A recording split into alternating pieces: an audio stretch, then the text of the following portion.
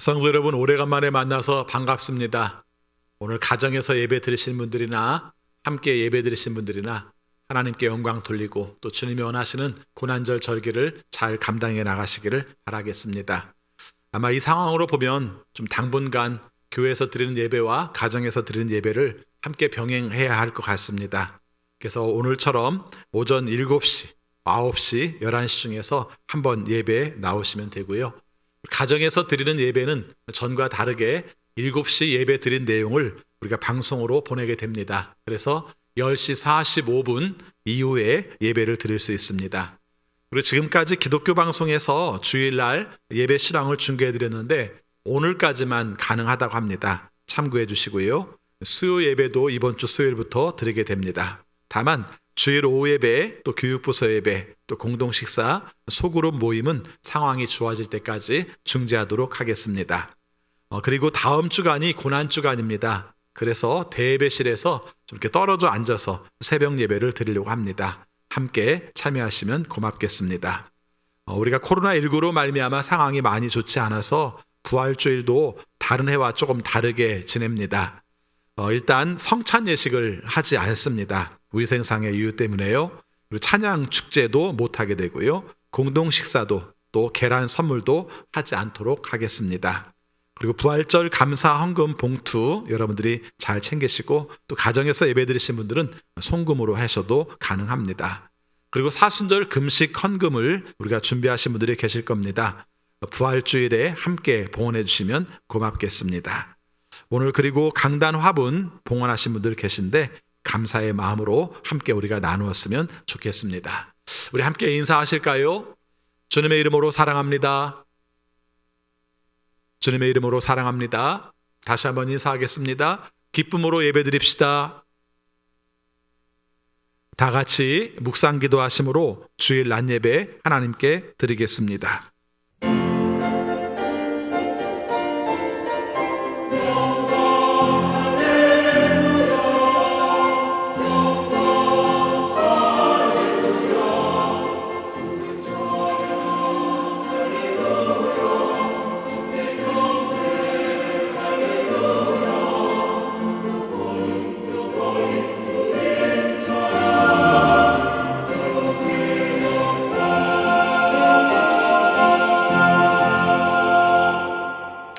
호산나 복되시다. 주님의 이름으로 오시는 분 복되다. 다가오는 우리 조상 다윗의 나라여 더없이 높은 곳에서 호산나. 아멘.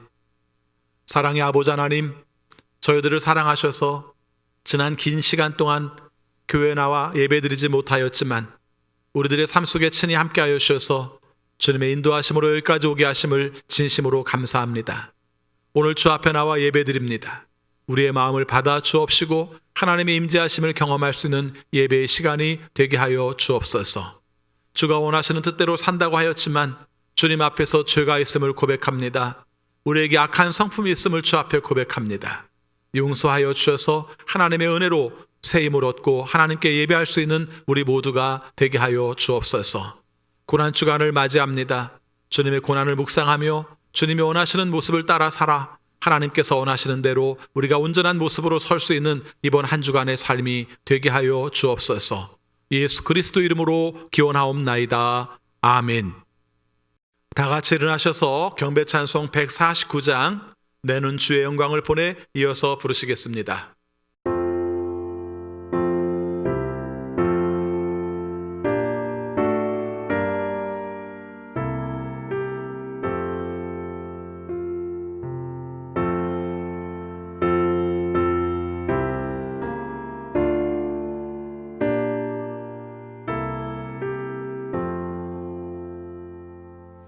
주 달려 주는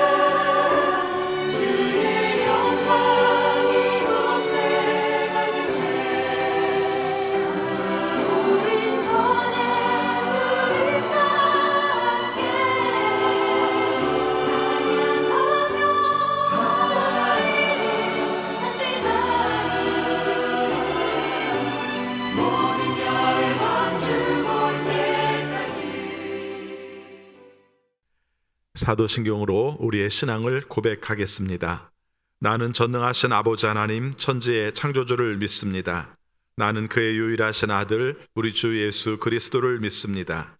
그는 성령으로 잉태되어 동정녀 마리아에게서 나시고 본디오 빌라도에게 고난을 받아 십자가에 못 박혀 죽으시고 장사된 지 사흘 만에 죽은 자 가운데에서 다시 살아나셨으며 하늘에 오르시어 전능하신 아버지 하나님 우편에 앉아 계시다가 거기로부터 살아있는 자와 죽은 자를 심판하러 오십니다. 나는 성령을 믿으며 거룩한 공교회와 성도의 교제와 죄를 용서받는 것과 몸의 부활과 영생을 믿습니다. 아멘.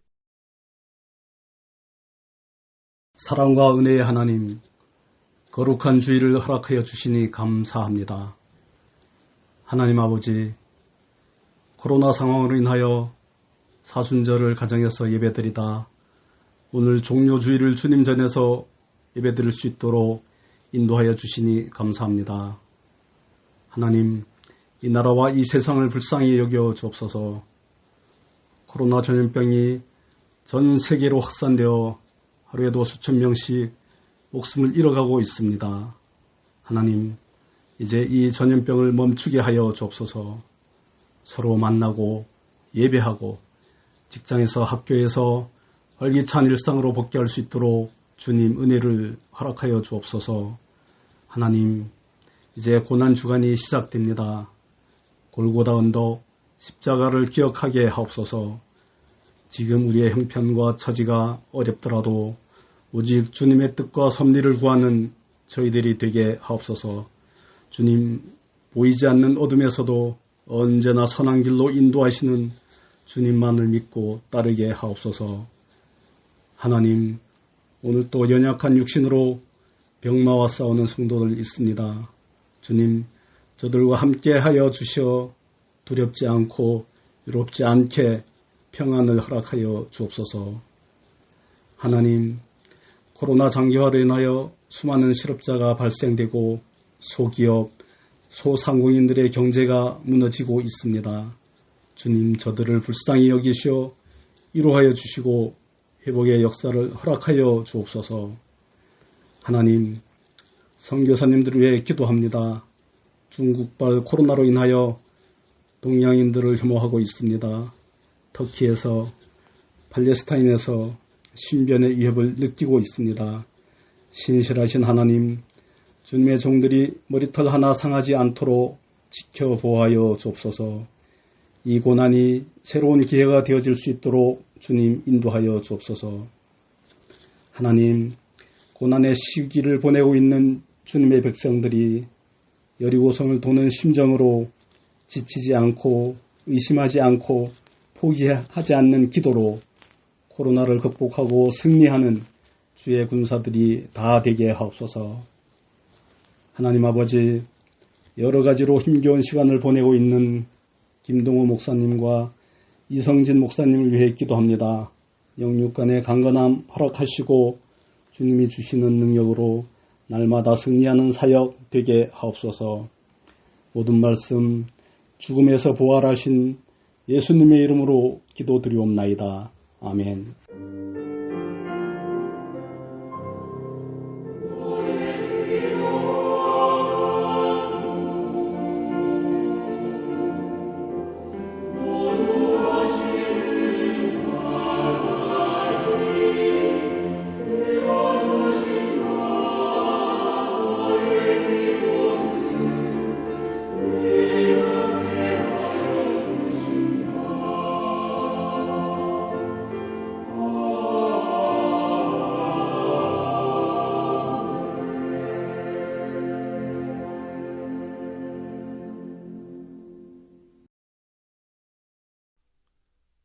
하나님 말씀 마태복음 27장 45절부터 53절까지 봉독하겠습니다.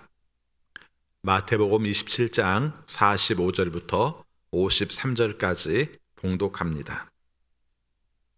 낮 12시부터 어둠이 온 땅을 덮어서 오후 3시까지 계속되었다. 3시쯤에 예수께서 큰 소리로 부르짖어 말씀하셨다. 엘리 엘리 라마 사박다니. 그것은 나의 하나님 어찌하여 나를 버리셨습니까? 라는 뜻이다. 거기에 서 있는 사람들 가운데 몇이 이 말을 듣고서 말하였다. 이 사람이 엘리야를 부르고 있다. 그러자 그들 가운데서 한 사람이 곧 달려가서 해면을 가져다가 신 포도주에 적셔서 갈대에 꿰어 그에게 마시게 하였다. 그러나 다른 사람들은 어디 엘리야가 와서 그를 구하여 주나 보고 두고 보자 하고 말하였다. 예수께서 다시 큰 소리로 외치시고 숨을 거두셨다.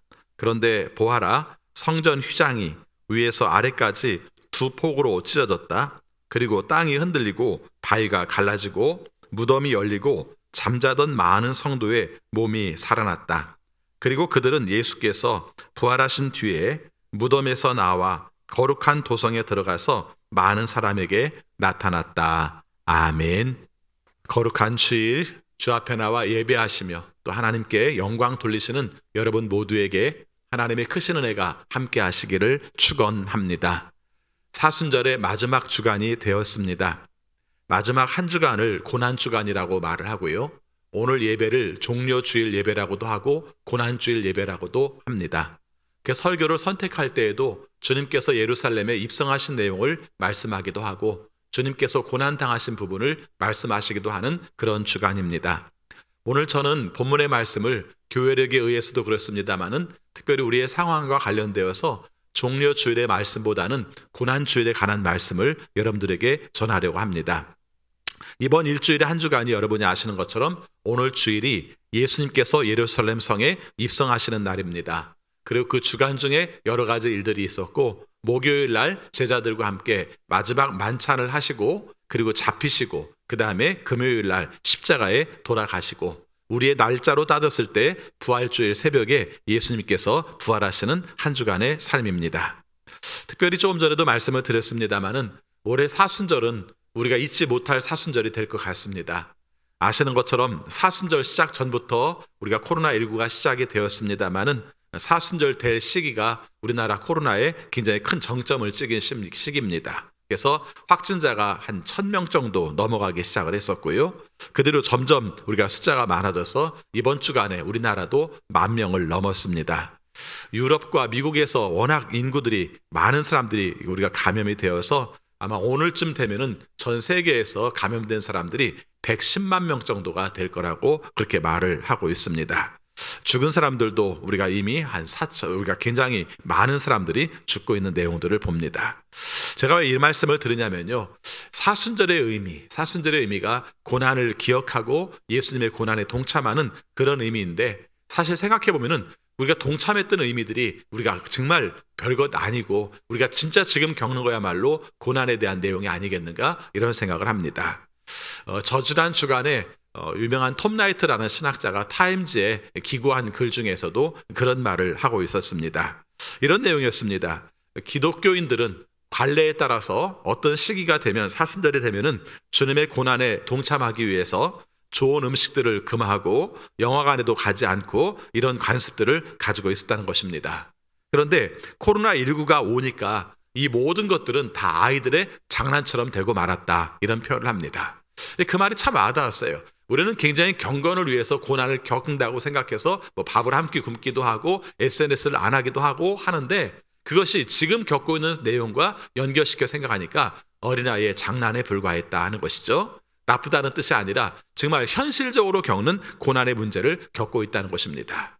저는 그 글을 읽으면서 참 많은 생각을 했습니다. 어쩌면 우리가 지금 코로나19의 상황 속에서 생각해야 될 내용은 우리가 연습으로서 경건의 훈련으로서의 고난의 문제가 아니라 실제 몸으로 살아내고 겪어가면서 거기에서 주시는 경건과 하나님이 주시는 의미를 찾아나가는 것이 맞지 않을까 그렇게 생각을 합니다. 물론 여러분이 아시는 것처럼 우리가 사순절이 지나면 부활절이 옵니다. 그러나 코로나19의 상황은 부활절이 되어도 완벽하게 끝날 것 같지는 않습니다. 그러나 오늘 우리의 삶 속에서 맡겨주신 역할들을 통해서 앞으로도 감당할 책임들이 얼마나 큰가 하는 것을 살피고 싶습니다. 그래서 여러분들에게 이렇게 말씀드리고 싶습니다. 우리가 코로나19의 상황 속에서 앞으로 겪어야 될 모든 시기 속에서 마치 고난절에, 고난주간에, 사순절 기간에 예수님의 고난을 묵상하는 것처럼 내 삶에 다가오는 문제들이 내 삶 속에 어떤 교훈이 되고 어떤 경건이 되는지를 함께 우리가 묵상할 수 있으면 좋을 것 같습니다. 어떻게 생각하면 굉장히 현실성 없는 말로 들려집니다. 너무 힘들어 죽겠는데 그게 무슨 훈련이 돼? 아니요. 사실은 우리의 삶의 모든 것들은 다른 연습들에 비해서 실전으로 겪는 것이 우리의 삶 속에 많은 영향을 미치는 것이 사실입니다. 학교에 가지 않고 식당 영업을 하지 못하고 우리가 그 역할들을 잘 하지 못하는 이런 문제들도 겪지만은 사실 우리의 삶 속에 주는 이런 뜻들이 언제까지 갈 것인지, 이것이 언제까지 이것들이 이루어질 것인지 잘 알지 못하는 삶들을 살게 될 것입니다. 오늘 말씀을 읽으면서도 그런 생각을 합니다. 여러분이 아시는 것처럼 오늘 말씀 속에서 가장 핵심적인 말씀은 예수님께서 십자가에 달려 죽으실 때에 외치신 그 말씀입니다. 아시는 것처럼 예수님께서 십자가에 달리신 시간이 오전 9시였다면 우리가 어둠이 깃든 시간이 낮 12시부터 오후 3시 정도까지가 어둠이 깃든 시간으로 보여지고 있습니다. 이 말씀도 그렇습니다. 왜 예수님께서 죽으실 때에 어둠이 깃들었을까? 빛이 비치지 않았을까? 이걸 강조했던 내용들을 우리가 함께 묵상해 볼 필요가 있습니다. 성경에 볼 것 같으면 이런 날들, 깜깜하였다, 빛이 없었다, 이런 말씀들을 할 때 일반적으로는 심판의 날과 연결시켜서 말을 합니다. 전문적인 말로 구약의 묵시라고 표현을 하죠. 그래서 우리가 여호와의 날, 하나님께서 심판하는 날, 그런 날들이 되면은 백주에도 온 땅이 캄캄하게 될 것이다, 이렇게 말을 합니다. 아마 그 말씀을 연상해서 예수님께서 십자가에 죽으실 때도 3시간 동안 암흑의 시간이었다는 것을 강조하고 있을 것입니다.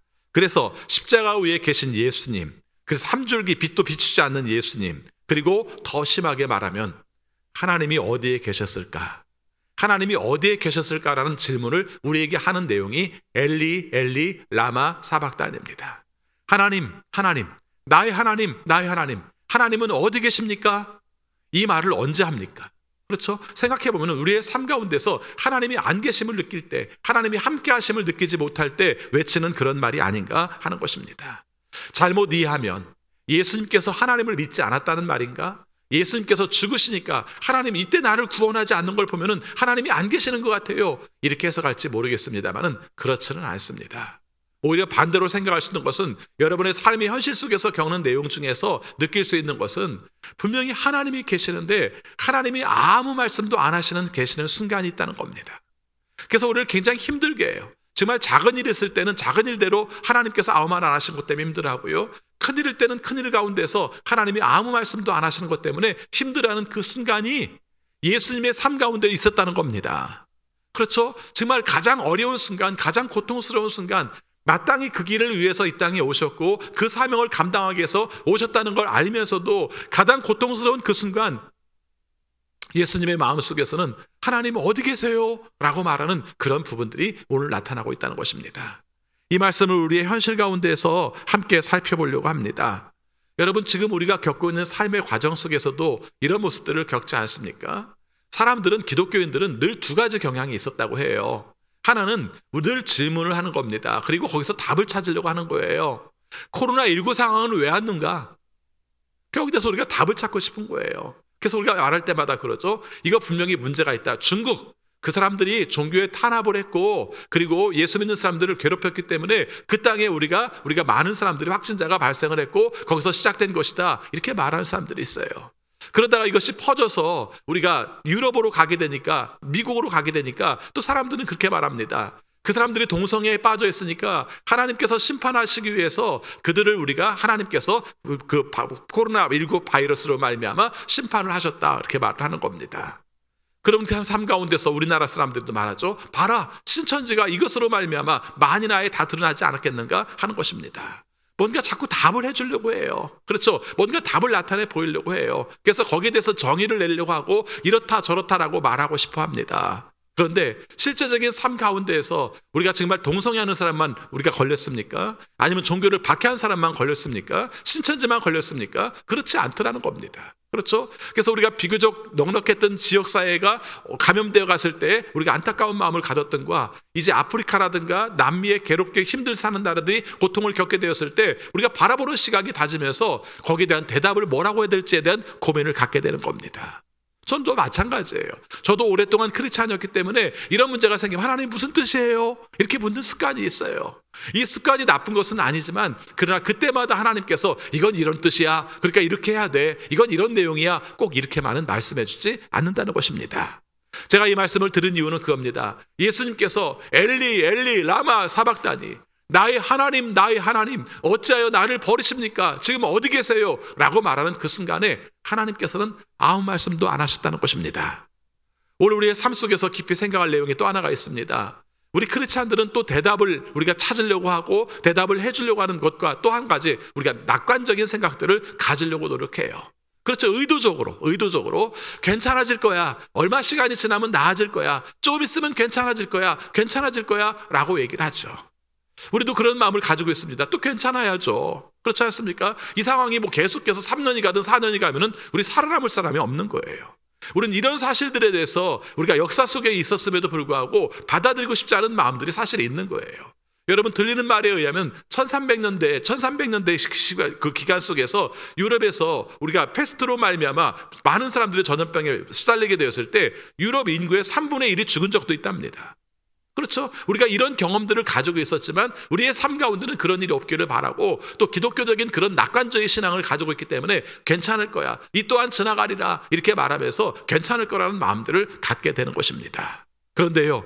사실은 그렇지 않을 때도 있다는 겁니다. 그래서 우리를 힘들게 할 때도 있다는 것입니다. 특별히 오늘 말씀은 여러분이 아시는 것처럼 시편 22편 1절과 2절 말씀의 인용이기도 합니다. 예수님이 처음 말씀하신 게 아니라 다윗이 그런 외침을 이미 외쳤어요. 내 하나님 어찌하여 나를 버리십니까? 어찌 나를 멀리하여 돕지 아니하시고 내 신음소리를 듣지 아니하시고 내 하나님이여 내가 낮에도 부르짖고 밤에도 우리가 잠잠하지 않았는데 왜 응답하지 않으십니까? 이렇게 다윗이 하나님께 외쳐 부른 적이 있었다는 것입니다. 시편 22편만 그런 것이 아니라 시편 150편 중에서요. 탄식에 관한 시가 3분의 1이 나옵니다. 그렇죠? 그러면은 결국 인생에 있어서 어떤 의미로 본다면은 인생에 있어서 3분의 1은 탄식이라고도 말할 수 있다는 겁니다. 어떤 분이 이걸 갖다 재밌게 표현했어요. 그 중에 3분의 1은 잠을 자기 때문에 생각해보면 인생의 절반은 탄식일지도 모른다 이렇게 말하는 거죠. 이와 같은 삶 속에서 정말 하나님이 원하시는 뜻이 뭔가를 느끼고 싶지만 그런데 하나님이 굳이 하시는 것 같고 하나님께서 아무 말씀도 안 하신 것 같은 그 상황, 고난의 이유를 설명하시지 않는 그 상황, 이 상황 속에서 우리는 뭘 해야 될 것인가, 어떻게 해야 될 것인가, 어떻게 감당할 것인가, 여기에 대해서 우리가 질문을 하게 되는 것입니다. 우리가 답답하고 어려울 때에 따라서는 그냥 우리가 즉각적인 답을 하려고도 하지 말고 즉각적인 답을 받으려고도 하지 말고 주님께 가까이 묵상하고 주님 앞에 기다리는 습관들도 필요하지 않을까 합니다. 시편 22편 말씀이 지나면 여러분이 잘 아시는 것처럼 시편 23편이 나와요.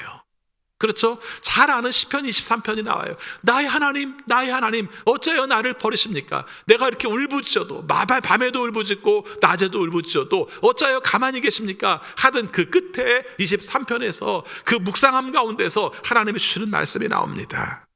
22편 다음에 나오는 23편 4절에서 내가 사망의 음침한 골짜기로 다닐지라도 해를 두려워하지 않을 것은 주께서 나와 함께 하심이라 라는 그런 말씀을 하고 있습니다. 조금 전에 소개했던 톰 라이트라는 신학자도 그런 얘기를 했어요. 우리는 우리의 삶 가운데서 하나님 앞에 정말 좋은 것들만을 겪기를 원하지만 근데 실제적인 삶 가운데는 그렇지 않다. 그래서 실제 성경을 읽으면서도 우리가 제껴놓고 있는 게 있었다는 거예요. 그분이 얘기해요. 그렇죠? 제껴놓고 있는 게 있었다는 겁니다. 읽어서 기분 안 좋은 거, 읽어서 마음 편치 않은 거 이런 것들은 제껴놓고 읽었는데 이런 상황이 코로나19의 상황들이 그 말씀을 보이게 했다는 거예요. 그러면서 몇 가지 예를 들어서 말을 합니다. 시편 6편에서 우리가 말하는 것이죠. 거기 보니까 내 기력이 쇠하였으니 내 뼈가 마디마다 떨립니다. 주님 나를 고쳐주십시오. 주님 어찌하여 주님께서는 그리도 멀리 계십니까? 또 시편에서 계속 말씀을 합니다. 주님 언제까지 나를 잊으시렵니까? 영원히 잊으시렵니까? 시편 13편입니다. 그리고 또 말합니다. 십자가에서 고통당하실 때 예수님께서 인용하신 구절 시편 22편도 똑같이 말을 하죠. 나의 하나님 어찌하여 나를 버리십니까? 이렇게 말씀을 하면서 문제 안에서 하나님 안에서 우리에게 삶 가운데서 때로는 희망을 보게 하시고 새로운 방향을 찾게도 하시지만 어떤 때는 시편 89편을 제시하면서 이렇게 말합니다. 하나님의 선하심과 약속을 찬양하면 우리가 그렇게 삶 가운데에서도 좋아질 거라고 생각하는데 마지막에 가서는 끔찍하게 끝나는 것도 있더라. 그렇게 말하면서 시편 88편을 인용을 합니다. 이렇게 말합니다. 주님께서 친구들과 이웃을 내게서 떼어놓으셨으니 나의 동료들은 어둠 속에 있습니다 라고 말하면서 그 톰 라이트는 이걸 갖다가 뭐라고 합니까? 자기 격리를 이미 성경은 말하고 있었다 이렇게 말을 하죠. 자가격리. 그렇죠? 오늘 우리의 삶 속에서 겪는 그런 문제 앞에서 이런 내용들을 말씀하고 있는 것입니다. 제가 드리고 싶은 말씀은요, 나의 하나님 어찌하여 나를 버리십니까? 하나님은 어디 계세요? 라고 말할 때 쉽게 대답하려고도 하지 말고요, 쉽게 우리의 삶 속에 괜찮을 거야 라고도 말하지 말고요, 제가 제시하고 싶은 것은 애통했으면 좋겠어요. 애통했으면 좋겠어요. 하나님 앞에 우리가 울었으면 좋겠어요. 우리의 삶 가운데 정말 우리의 상황의 모습을 보면서 울었으면 좋겠어요. 이게 무슨 뜻인가요? 이걸 어떻게 하면 좋을까요? 내 삶 가운데서 이 문제를 어떻게 극복하면 좋을까요? 하나님이 원하시는 뜻은 무엇인가요? 라고 울었으면 좋겠어요. 그래서 그 울음 가운데서 하나님께서 원하시는 뜻을 발견했으면 좋겠어요. 그냥 쉽게 모든 것들을 결정하려고 하지 말고 하나님 앞에서 기다리면서 하나님 앞에서 눈물을 흘리면서 하나님께서 함께 하시는 뜻을 발견했으면 좋겠어요. 우리가 답해 주는 게 습관이 돼서 제가 또 결국은 답을 합니다만은 많은 사람들이 그런 질문을 해요. 예수님께서 십자가에 죽으실 때 하나님은 어디 계셨어요? 이런 질문 가운데에서 또 우리가 이와 같은 역할들이 우리의 삶 가운데서도 벌어졌고, 이 질문이 많이 벌어졌던 시기가 이스라엘 사람들이 나치에 의해서 우리가 많은 사람들이 죽임을 당했을 때 또 이 질문이 있었습니다. 그렇죠? 하나님은 어디 계셨어요? 우리가 죽고 있을 때 하나님은 어디 계셨어요? 근데 공통적인 답은 하나님께서 전능하신 분이시지만, 하나님께서 능력이 많으신 분이시지만 그럼에도 불구하고 거기에서 침묵하고 계신 것은 능력이 없어서가 아니라 그들의 삶 가운데서 함께 계셨고 그들의 아픔의 자리에 함께 계시다고 말씀하고 있습니다.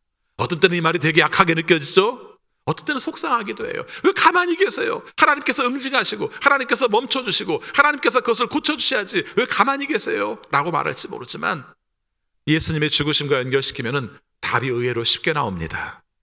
예수님께서 죽으심으로 말미암아 모든 사람을 구원하시는 그 역사를 이루기 위해서는 이 하나님께서 그 마음에 찢어지는 아픔을 가지고 있지만 그것을 건지시는 것이 아니라 죽게 그냥 두시고 그것을 기다리시면서 침묵으로 함께 하시는 자리에 하나님이 서 계셨다는 것입니다.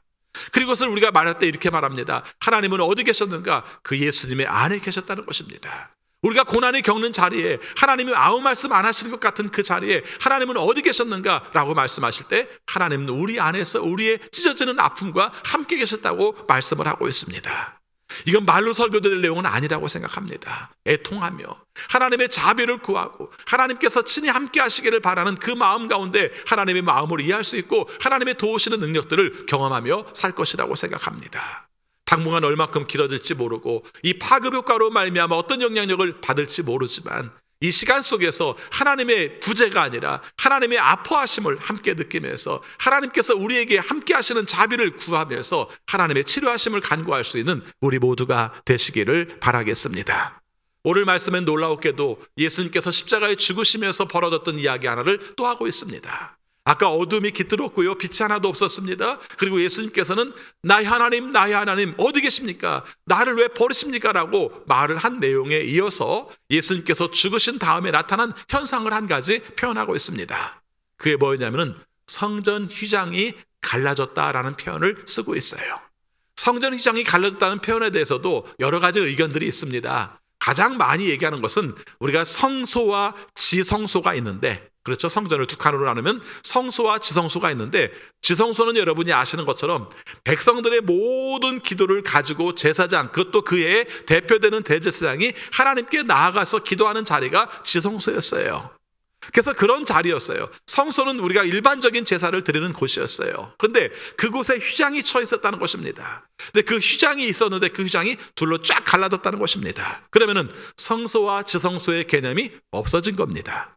그래서 우리가 하나님 앞에 나갈 때 있어서 누구는 어디까지 나가고 누구는 어디까지 나가는 개념이 없어진 겁니다. 또 한 가지 해석도 있습니다. 성소와 지성소에만 휘장이 있었던 것이 아니라 성전과 그 다음에 이방인들을 갈라놓는 뜰 사이에도 휘장이 있었다는 것입니다. 이것도 많은 의미를 가지고 있습니다. 어떤 거기에서 말이 써 있을 때마다 여인의 뜰, 이방인의 뜰, 이 말은 한마디로 말하면 여자들은 여기까지만 들어와, 이방인은 여기까지만 들어와는 경계였어요. 그렇죠? 그들에게 무슨 영역을 정해준 것이 아니라 그들이 들어올 수 있는 범위 이상은 들어오지 못해라고 말했던 범위였다는 것입니다. 근데 그것이 만약에 갈라졌다고 생각해 보시기 바랍니다. 그럼 그 갈라짐 가운데서 주시는 의미는 어떤 게 있을까요? 유대인과 이방인과의 그 갈라지는 관계, 그 우리가 관계 속에서 늘 구분되었던 관계가 없게 되었다는 것입니다. 그 의미는 굉장히 많은 의미를 갖죠. 예수 그리스도의 죽음으로 말미암아 하나님께 나갈 때 누구를 거치지 아니하고 예수 그리스도의 죽음으로 말미암아 모든 사람이 하나님께 직접 나가게 되었습니다 하는 의미를 갖게 되고요. 또 한 가지 의미 속에서는 예수 그리스도의 죽음으로 말미암아 우리는 구별됨이 없습니다. 유대인도 이방인도 우리의 삶 가운데는 따로 있지 않습니다. 모두가 다 하나님 안에서 자녀이고 하나님이 원하시는 모습으로 나아갑니다라는 그런 상징적인 의미를 가지고 있다는 것입니다. 저는 이 말씀을 무척 좋아합니다. 사도 바울이 의외로 말한 내용 중에 예수 그리스도로 말미암아 우리가 하나 되었습니다라는 말을 할 때 어떤 뜻인 줄 아세요? 우리끼리 똘똘 뭉쳐보자는 말이 아니었어요. 사도 바울이 그 말을 할 때마다 예수 그리스도의 죽으심으로 말미암아 우리는 경계가 사라졌어요. 담이 사라졌어요. 우리의 삶 속에 겪고 있는 수많은 갈등과 분열의 담들이 사라졌어요. 그래서 우리는 모두가 다 그리스도로 말미암아 함께 더불어 사는 사람이 되었어요. 그래서 나온 말이 있지 않습니까? 유대인에게나 헬라인에게나 이방인에게나 스구디에게나 할 것 없이 모든 사람들은 하나입니다. 그렇게 말을 해요. 근데 그것만 하나가 아니에요. 주인과 종이 관계없이 우리는 하나입니다. 이렇게 얘기를 해요. 주인과 종만 관계 있는 게 아니에요. 남자와 여자가 구별 없이 하나입니다라고 얘기를 해요. 그래서 우리의 삶 가운데서 모든 차별을 뛰어넘고 우리가 이해할 수 없었던 것들을 다 수용하며 받아들이는 삶이 예수 그리스도의 죽음으로 말미암아 나타난 현상이라고 말하고 있는 것입니다. 우리가 구원받았어요. 예수님으로 말미암아. 그 구원은 우리가 하나님과의 관계 속에서 단절됐던 것이 없어졌던 것이고요. 그것은 우리의 삶 속에 미치는 영향 속에서 그의 죽으심으로 모든 사람과의 관계 속에서 차별 없이 대하는 관계가 되었다고 말씀하고 있는 것입니다. 또 한 가지, 오늘 말씀에 보니까 정말 놀라운 이야기가 한마디가 또 있습니다. 그게 어떤 내용이냐면요, 이런 내용입니다. 51절 후반부입니다. 51절 후반부 우리 같이 읽겠습니다. 그리고 땅이 흔들리고 바위가 갈라지고 무덤이 열리고 잠자던 많은 성도들이 몸이 살아났다. 그리고 그들은 예수께서 부활하신 뒤에 무덤에서 나와 거룩한 도성에 들어가서 많은 사람에게 나타났다. 이거 좀 어려운 얘기죠. 뭐 어렵다기보다는 믿기가 어려운 얘기예요. 뭐 성경에 있는 말씀이니까 그냥 믿으면 됩니다. 그런데 실제 예수님이 죽으시고 나서 성전의 휘장만 갈라진 게 아니라 땅이 흔들리고 바위가 갈라지고 무덤이 열리고 잠자던 많은 성도들의 몸이 살아나고, 그래서 그 부활하신 가운데에서 사람들이 무덤에서 나와서 거룩한 도성에 들어가서 많은 사람들에게 나타났다. 우리는 예수님이 재림하시면 그때 봐야 될 장면으로 생각하는 내용이 이 말씀 속에서는 실제 있었던 말씀으로 기록을 하고 있다는 것입니다. 그래서 이 말씀을 해석할 때 저도 어려워요. 그렇죠? 그러면은 그 당시에도 부활했고 우리가 예수님의 모실 때도 또 부활하는가? 이 문제에 대해서 제가 뭐라고 말할 수 있는 건 아니에요. 다만 이 말씀을 보면서 우리가 한 가지 생각할 수 있는 것은 구약 성경에서 앞에서 언급했던 것처럼 우리가 묵시에 관한 말씀들을 할 때 이런 장면들이 나타나는 것을 보게 됩니다. 마지막 때의 내용 속에서 하나님께서 우리의 삶 가운데서 하나님이 원하시는 세상을 만들어가는 이야기를 할 때 이런 말씀들을 합니다. 지난 시간에 우리가 에스겔서 37장 말씀을 통해서 이 뼈가 살아날 수 있겠냐라는 말씀을 함께 나눴는데요. 그 말씀의 끝부분인 에스겔서 37장 11절부터 13절까지 내용도 그 말씀이에요. 자, 제가 읽겠습니다. 또 내게 이르시되 인자야, 이 뼈들은 이스라엘 온 족속이라. 그들이 이르기를 우리의 뼈들이 말랐고 우리의 소망이 없어졌으니 우리는 다 멸절되었다 한다. 대충 기억이 나시죠? 자, 그 다음입니다. 그러므로 너는 대언하여라. 그들에게 말하기를 주 여호와께서 이같이 말씀하시기를, 그리고 이 장면이 여기서 나옵니다. 내 백성들아, 내가 너희 무덤을 열고 너희로 거기에서 나오게 하고 이스라엘 땅으로 들어가게 하리라. 무덤에서 나와 이스라엘 땅으로 들어가게 한다고 말씀하십니다. 그리고 말합니다. 내 백성들아, 내가 너희 무덤을 열고 너희로 거기에서 나오게 한즉 너희는 내가 여호와인 줄을 알게 될 것이다. 이렇게 말씀을 하고 있습니다. 그게 무슨 말인가? 맥락이 같다는 것이죠. 자, 그 다음에 이사야서 26장 19절에서도 그런 말씀합니다. 주의 죽은 자들은 살아나고 그들의 시체들은 일어날 것이다. 티끌에 누운 자들아, 너희는 깨어 노래하라. 주의 이슬은 빛난 이슬이니 땅이 죽은 자들을 내놓으리라. 이렇게 말씀을 합니다. 자, 그러면은 실제 있던 사건인가 없었던 사건인가 그게 중요한 게 아니라 에스겔서에서 말하고 이사야에서 말하는 내용과 연결시켜서 말씀을 드린다면 그것은 하나님으로 말미암아 회복되는 역사들을 말하는 거예요. 우리가 알고 있는 용어로 말한다면은 하나님 나라가 시작되는 것을 말하는 거예요. 이전같이 죽었던 삶처럼 살았던 삶들이 예수 그리스도의 죽으심과 부활하심을 경험함으로 말미암아 죽은 자 가운데서 일어나서 하나님이 원하시는 살아있는 자로 사는 것입니다. 생명력 있게 사는 거예요. 기독교의 복음의 역사가 참 아이러니잖아요. 죽었는데 살았다는 거예요. 그리고 죽은 자 가운데서 살리신다는 거예요. 내 삶 가운데서 죽어야 산다는 거예요. 이것이 기독교의 복음이고 예수님께서 우리에게 남기신 중요한 의미라는 겁니다.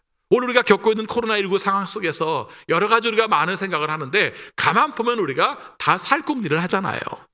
그렇죠? 예. 또 우리가 살려고 노력하는 것 자체가 나쁘다는 뜻은 아니에요. 근데 살고 보면 또 우리의 삶 속에서 하나님과의 관계 속에서 보면 죽음의 의미도 함께 묵상할 수 있는 시간도 될 필요가 있다는 겁니다. 그리고 그것으로 말미암아 살아가는 삶의 비결도 터득할 필요가 있다는 겁니다.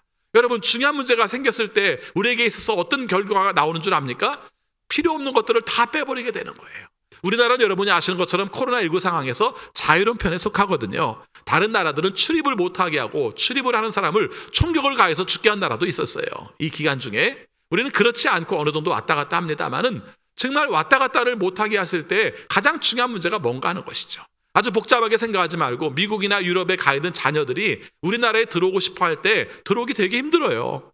들어와서도 우리가 굉장히 사람들에게 눈치거리가 되고 있지만은 들어오는 과정도 힘들고 보통 얘기 들어보니까 유럽서 여기 한국에 올 때 지금 편도 비행기고 5,600만 원을 주고 안다고 합니다. 그것도 쉽지 않다고 해요. 근데 그 사람들이 오게 됐을 때 여러 가지 막 다 챙겨가지고 올 수 있습니까? 못하죠. 그 삶 가운데서 해야 될 일은 중요한 우선순위, 가장 중요한 우선순위가 뭡니까? 나 자신인 거죠. 그렇죠. 내가 살아남는 게 중요하고 그래서 그 가운데서 버릴 것 다 버리고 가장 간단한 상태 속에서 올 수밖에 없는 것이죠. 오늘 우리의 삶 속에 이 상황 속에서 정말 의미를 가진다면 내가 정말 필요 없는 것들에 연연하고 있었던 것이 무엇인가? 정말 우리의 감정 속에서 슬퍼하지 않아도 될 일에 슬퍼했던 것도 발견하게 될 것이고요. 우리의 삶 속에 욕망을 갖지 않아도 될 것에 욕망을 가졌던 것이 무엇인가도 알게 될 것입니다. 그런데 그보다 한 수준 높여서 죽음으로 말미암아 다시 산다는 것이 무엇인가? 내 삶 속에 정말 하나님 나라의 가치를 추구하면서 죽은 자 가운데서 살아나는 역사가 무엇인지를 발견했으면 좋겠어요. 이 말을 간단하게 말하기도 쉽지 않습니다만은 어쩌면 지금 우리가 살고 있는 삶의 지금까지의 과거의 삶이 어쩌면 그게 죽은 자의 삶이었는지도 몰라요.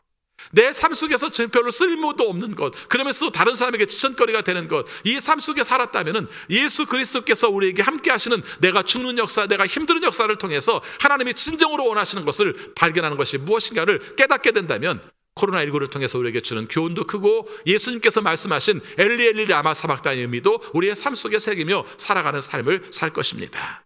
특별히 이번 한 주간이 고난 주간이에요. 그리고 다음 주일은 여러분이 아시는 것처럼 부활주일을 맞이하게 됩니다. 고난주일 지나고 부활주일 오는 거 우리 다 알아요. 근데 그 중에 가장 중요한 경험은 우리의 삶 속에서 죽은 자 같은 삶을 살다가 예수 그리스도의 부활로 말미암아 예수 그리스도 안에서 새로운 생명의 역사를 경험해서 예수님이 원하시는 모습으로 변화되어 사는 삶의 능력들을, 생명력을 경험하는 것이 우리의 삶 속의 중요한 의미라고 생각합니다. 이번 한 주간 우리가 한번 죽어봅시다. 우리가 뭘 밥 한 끼 안 먹어서 그 다음에 SNS 한번 안 해서 이 정도가 아니라 내 존재에 대해 생각해보고 내가 필요 없는 것이 무엇인지 생각해보고 주님이 원하시는 것이 무엇인지 생각하되 저는 특별히 애통하자고 말씀을 드리고 싶어요. 그래서 정말 함께 울고 싶어요. 그래서 정말 이 시대를 위해서 울고요, 우리의 자녀들을 위해서 울고요, 아픈 분들을 위해서 울고요, 그리고 하나님의 구원 자비를 위해서 함께 우는 가운데에서 죽은 자 가운데서 살아난 것처럼 생명력을 경험할 수 있는 우리 모두가 되시기를 축원합니다. 기도하겠습니다. 아버지 하나님, 예수님께서 엘리 엘리 라마 사박다니 나의 하나님 나의 하나님 어찌하여 나를 버리십니까? 라는 말씀을 저희들이 함께 묵상했습니다. 때로는 예수님이 실패자처럼 보이고 하나님이 정말 무관심한 것처럼 보이는 삶들을 예수님도 겪으셨습니다. 그러나 그 시간을 통해서 하나님께서 원하시는 뜻은 우리와 함께 계시고 하나님께서 우리 사람들을 구원하시기 위해서 예수님께서 하나님께서 그 아픔을 견디고 계셨음을 저희들이 함께 묵상했습니다. 우리도 우리의 삶 가운데서 겪는 고난이 있습니다. 그때마다 우리가 그 답을 잘 알지 못합니다. 그래서 속상할 때도 있고 그래서 우리가 절망할 때도 있습니다. 그러나 예수님께서 그 고난을 당하실 때 하나님께서 지켜보셨던 것처럼 우리의 삶 가운데서 지켜보시고 함께 아파하시는 하나님의 뜻이 계심을 저희들이 믿습니다. 코로나19의 상황 속에서 겪고 있는 이 현실을 굽어 살피셔서 하나님의 은혜 가운데에 세임 얻게 하시고 하나님의 능력 가운데에 돌아보게 하셔서 하나님께서 원하시는 뜻으로만 일어설 수 있는 우리 모두가 되게 하여 주옵소서. 예수 그리스도 이름으로 기원하옵나이다. 아멘. 찬송가 341장 부르시면서 봉헌하시겠습니다.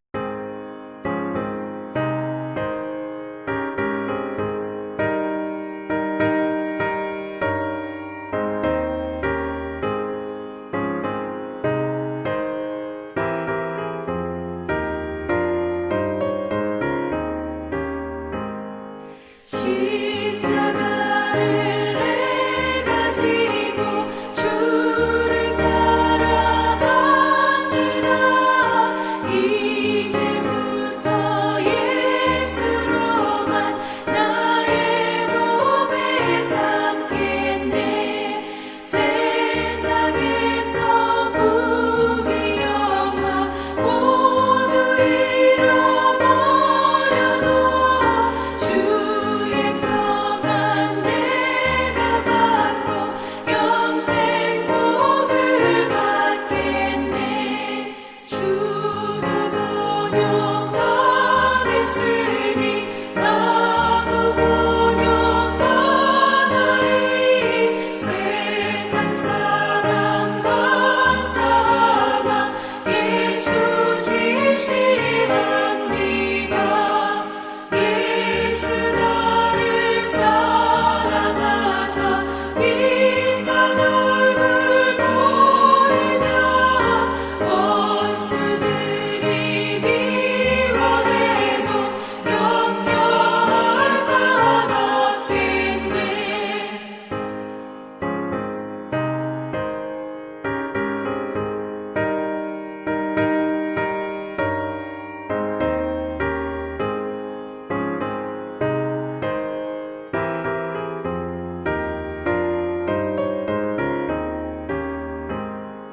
내가 핍박당할 때에 주의 품에 안기고 세상 고초당할수록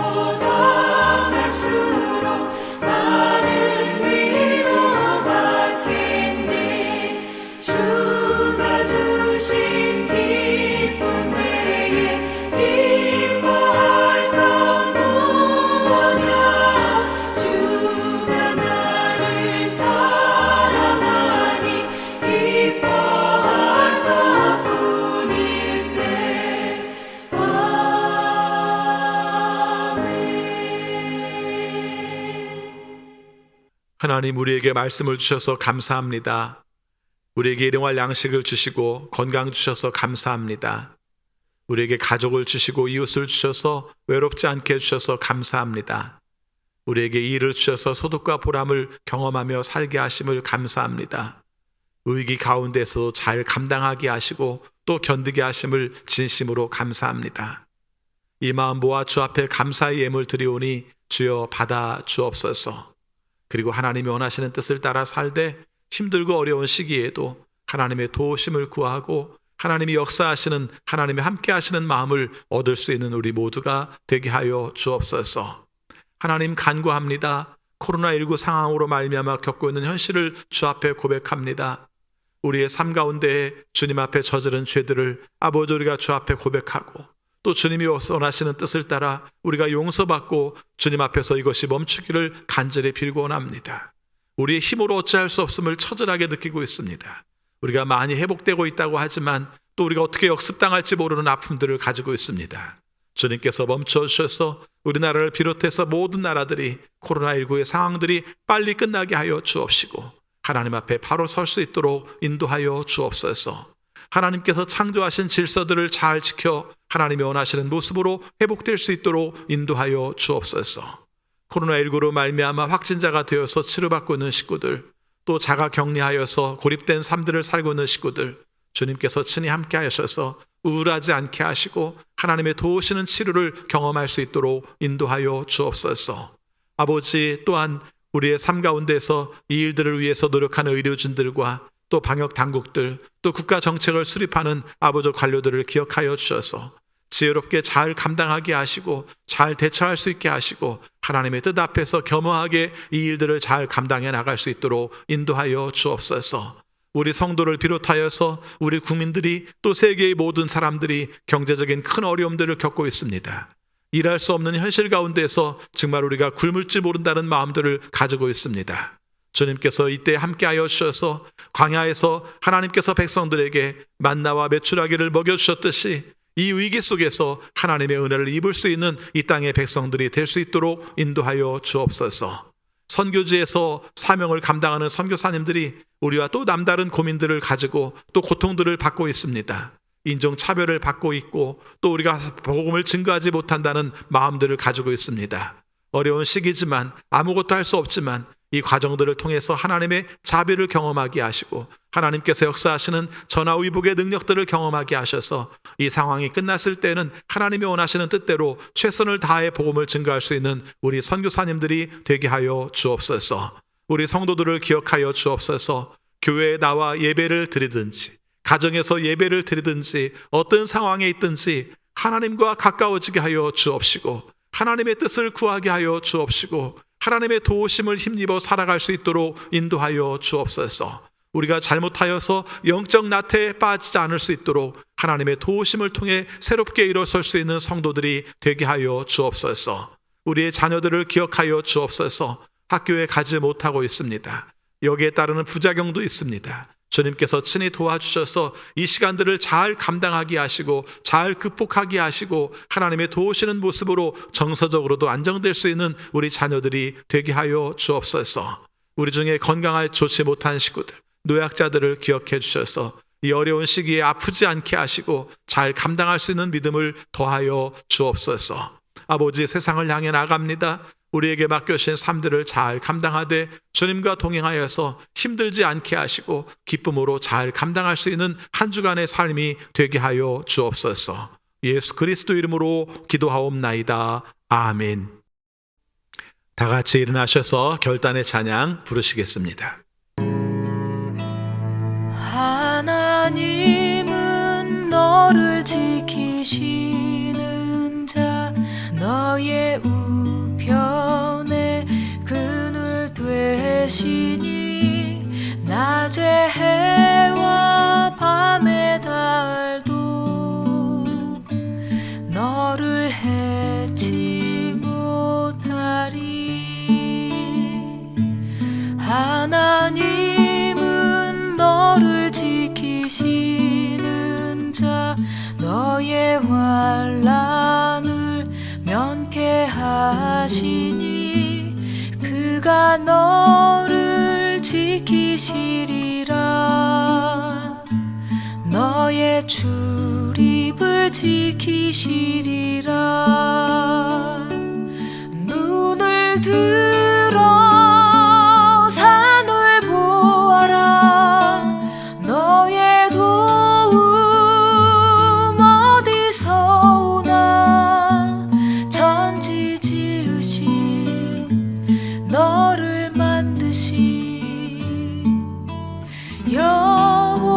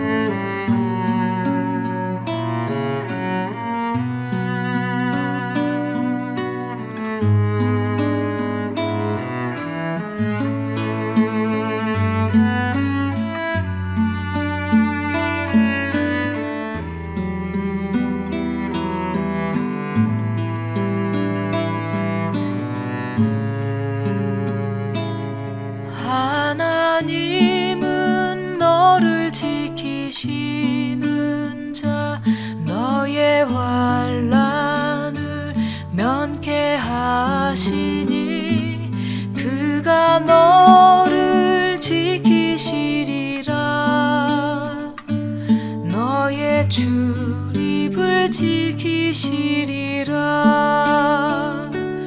눈을 들어 산을 보아라. 너의 도움 어디서 오나. 천지 지으신 너를 만드신 여호와께로다. 천지 지으신 너를 만드신 여호와께로다.